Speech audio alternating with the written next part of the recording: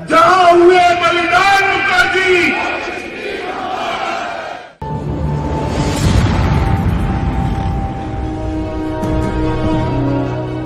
बंगाल की धरती क्रांतिकारियों की उर्वर भूमि रही है। इसी क्रांति धरा से एक महान ज्योतिपुंज निकला, जिनके महान तप और बलिदान ने देश के मुकुट जम्मू कश्मीर को सही मायने में दूसरी आजादी दिलाने में सबसे अहम भूमिका निभाई है। अब मत विभाजन का निर्णय हाँ 370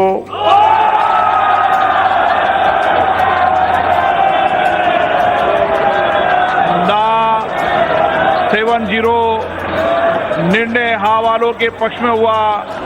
प्रस्ताव स्वीकृत हुआ और विधेयक राज्यसभा द्वारा यथा पारित सभा द्वारा पारित हुआ। आर्टिकल 370 पर ऐतिहासिक फैसला आते ही पूरा देश जश्न में डूब गया।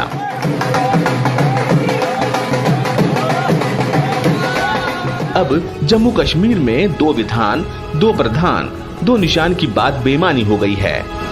लेकिन इतना होने भर में कई पीढ़ियों का लंबा संघर्ष है, जिन्होंने इस दिन की खातिर अपना सर्वस्व बलिदान दे दिया। इस दिन को देखने के लिए प्रजा परिषद आंदोलन और पंडित प्रेमनाथ डोगरा समेत कई नेताओं ने लंबी लड़ाइयां लड़ी हैं। इस पर हम आगे विस्तार से चर्चा करेंगे, लेकिन पहले बात करते हैं आर्टिकल 370 पर संघर्ष करने और अपना सर्वोच्च बलिदान देने वाले देश के अमर नायक श्यामा प्रसाद मुखर्जी की। डॉक्टर श्यामा प्रसाद मुखर्जी का पुण्य स्मरण ऐसा है, उनकी समान बातों का बार बार और 3 घंटे के एक मर्यादित कालावधि में भी हम स्मरण करें तो भी सारी दुनिया को जिस प्रकाश को अपने जीवन से उन्होंने दिया, वह प्रकाश हमारे अंतःकरण में भी ज्योतित हो सकता है। देश की स्वाधीनता के बाद महात्मा गांधी और सरदार वल्लभ भाई पटेल के आग्रह पर डॉक्टर मुखर्जी पंडित नेहरू के नेतृत्व वाली केंद्र सरकार में उद्योग और आपूर्ति मंत्री बने। नेहरू लियाकत समझौते के विरोध में उन्होंने 8 अप्रैल 1950 को नेहरू मंत्रिमंडल से त्यागपत्र दे दिया। राष्ट्रीय स्वयंसेवक संघ के द्वितीय सरसंघचालक पूज्य गुरुजी के साथ गहन मंत्रणा कर उन्होंने 21 अक्टूबर 1951 को दिल्ली में भारतीय जनसंघ की स्थापना की और इसके पहले अध्यक्ष बने। 1951 के लोकसभा चुनावों में मात्र 6 महीने पुराने भारतीय जनसंघ ने संसद में 3 सीटें जीती, जिनमें डॉक्टर मुखर्जी की अपनी सीट भी शामिल थी। डॉक्टर श्यामा प्रसाद मुखर्जी जम्मू कश्मीर राज्य को एक अलग दर्जा दिए जाने के घोर विरोधी थे। शेख अब्दुल्ला और पंडित जवाहरलाल नेहरू दोनों के साथ डॉक्टर मुखर्जी ने निरंतर पत्र व्यवहार किया, लेकिन नेहरू और शेख अब्दुल्ला की जिद के चलते कोई समाधान नहीं निकल सका। डॉक्टर मुखर्जी ने प्रयास किया कि जम्मू कश्मीर की समस्या के निदान के लिए गोल मेज सम्मेलन बुलाना चाहिए। उनका मत था कि जम्मू कश्मीर को भी भारत के अन्य राज्यों की तरह माना जाए।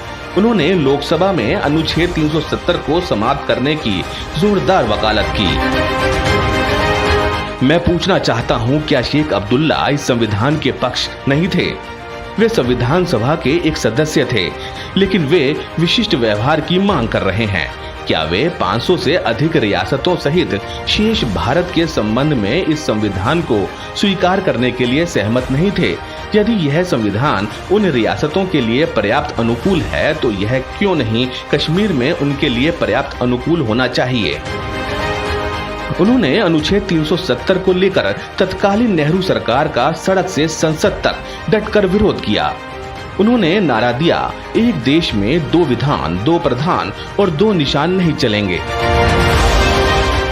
जम्मू कश्मीर में अपने ही देश के नागरिकों को पहचान पत्र की बाध्यता के विधान को डॉक्टर मुखर्जी ने कांग्रेस और शेख अब्दुल्ला का देश तोड़ने वाला षड्यंत्र बताया। देश में पहली बार उन्होंने बिना परमिट लिए जम्मू कश्मीर में प्रवेश का ऐलान किया। प्रजा परिषद के आह्वान पर डॉक्टर मुखर्जी ने 5 मई 1953 को जम्मू कश्मीर दिवस मनाने को देशव्यापी अभियान की हुंकार भरी। 8 मई 1953 की सुबह 6:30 बजे दिल्ली रेलवे स्टेशन से पैसेंजर ट्रेन में अपने समर्थकों के साथ सवार होकर जम्मू कश्मीर के लिए निकले। तो उन्होंने चलते वक्त मुझे कहा था कि वाजपेयी जाओ और देशवासियों से कहो कि मैं जम्मू कश्मीर में प्रविष्ट हो गया हूं, लेकिन मैंने परमिट नहीं लिया है। बिना परमिट जम्मू कश्मीर निकले डॉक्टर मुखर्जी की एक झलक पाने एवं उनका अभिवादन करने के लिए रास्ते में लोगों का सैलाब उमड़ पड़ा। जालंधर के बाद उन्होंने अमृतसर के लिए ट्रेन पकड़ी। 11 मई 1953 को डॉक्टर मुखर्जी ने कुख्यात परमिट व्यवस्था का उल्लंघन करके जम्मू एवं कश्मीर की सीमा में प्रवेश किया। इसी दिन कश्मीर सीमा पर उन्हें गिरफ्तार कर लिया गया। 23 जून 1953 को शेख अब्दुल्ला की पुलिस की कैद में बंद भारत मां के सपूत डॉक्टर मुखर्जी रहस्यमय स्थिति में मृत पाए गए, जो आज भी एक पहेली है। साल 2004 में पूर्व प्रधानमंत्री अटल बिहारी वाजपेयी ने उनकी मृत्यु को पंडित नेहरू का षड्यंत्र बताया था। इस समय डॉक्टर श्यामा प्रसाद मुखर्जी भले ही हमारे बीच में ना हो, लेकिन उनका संकल्प आज पूरा हो गया है। सरकार ने आर्टिकल 370 पर ऐतिहासिक फैसला देकर उन्हें सच्ची श्रद्धांजलि दी है। प्रस्ताव स्वीकृत हुआ और विधेयक राज्यसभा द्वारा यथा पारित सभा द्वारा पारित हुआ।